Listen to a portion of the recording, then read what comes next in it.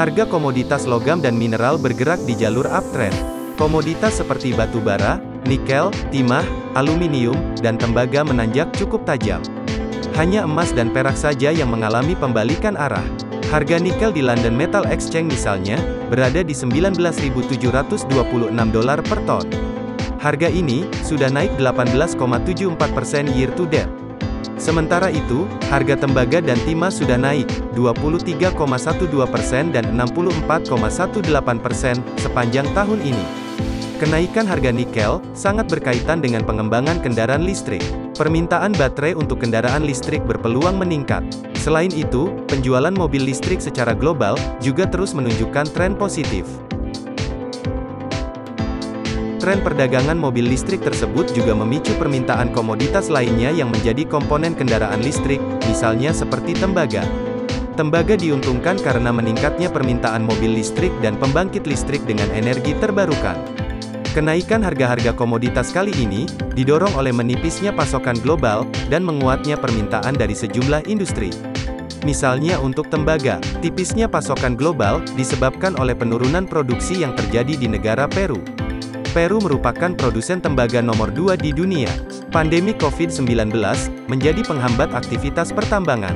Sehingga, penurunan produksi tersebut berdampak pada harga tembaga, karena untuk mengembalikan tingkat produksi seperti semula, tentu, butuh waktu. Sementara itu, penguatan harga komoditas nikel didorong oleh dua faktor, antara lain terkait ketersediaan biji nikel di China yang sudah menipis, serta karena menurunnya cadangan nikel di gudang London Metal Exchange. Di saat yang bersamaan, lagi-lagi, sentimen permintaan baterai mobil listrik yang telah saya jelaskan sebelumnya. Diproyeksikan, pada tahun 2030, penggunaan kendaraan listrik diperkirakan mencapai 22 juta unit. Kondisi ini akan makin didorong, karena beberapa negara dipersyaratkan untuk mengurangi emisi karbon. Berikut adalah harga acuan komoditas-komoditas utama di pasar global, serta harga mineral acuan dari Kementerian ESDM.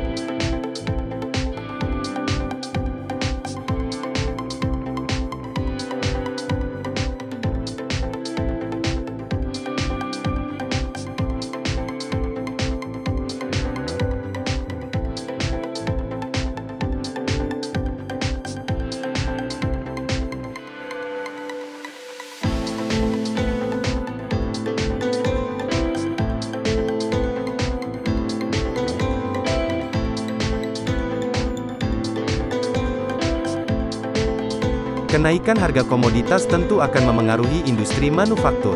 Industri manufaktur dibayangi kenaikan harga bahan baku produksi, seperti misalnya pada industri otomotif dan barang elektronik. Sehingga, perusahaan pada sektor tersebut perlu mengantisipasi dengan menaikkan harga jual produk secara bertahap. Fenomena yang dialami industri manufaktur ini menjadi lebih rumit, karena hingga saat ini terjadi kelangkaan kontainer, yang berujung pada meningkatnya biaya logistik dan sewa kontainer. Kenaikan sewa kontainer tersebut masih berlanjut, meskipun tidak setinggi akhir tahun 2020 lalu. Sekian informasi sektor komoditas dan manufaktur yang bisa saya uraikan hari ini. Dengan informasi yang saya uraikan barusan, tentu Anda akan menilik kembali pengaruhnya terhadap harga saham emiten tambang dan manufaktur yang Anda koleksi. Subscribe channel ini untuk selalu mendapatkan wawasan baru tentang investasi. Stay healthy and happy investing.